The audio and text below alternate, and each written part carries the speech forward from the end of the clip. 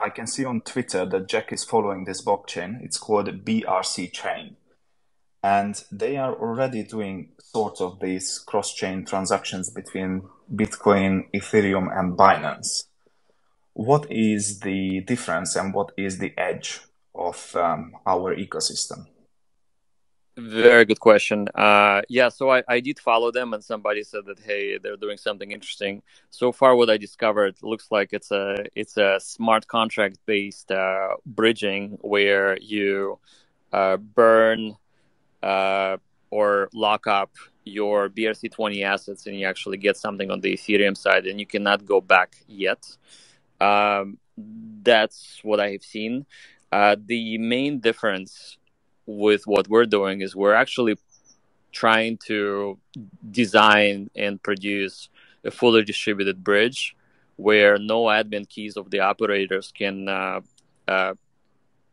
allow for the funds to be stolen. So we're working on the technology that is called there's various ways to implement it. One way is MPC. The other way is sharded private keys. And the proper way to do it is have bridge to be part of the blockchain, not like sitting on somebody's server.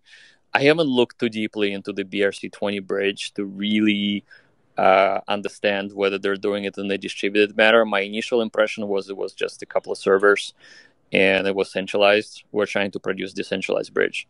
And the other thing is that we actually have a bridge token, VMPX, that is pegged one-to-one to itself between Bitcoin and Ethereum, which makes things much more interesting, and it lets people to actually get yield as the swaps between Bitcoin side and Ethereum side will execute. So that's a very very interesting way to do it, and we're actually borrowing a lot of concepts from CurveFi, where CurveFi, for example, issues you a token once you stake.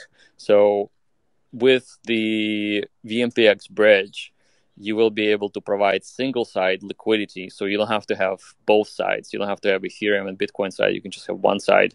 You can stake it.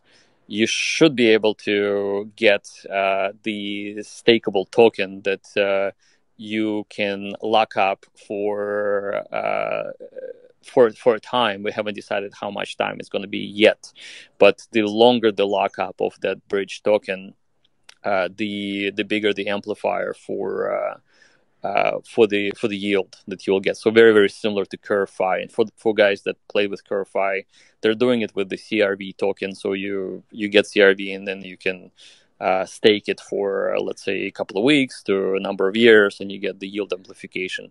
So that is how we actually considering to introduce the tokenomics of the bridge and yield amplification by encouraging longer stake time to actually lock in the liquidity and have it more stable that way.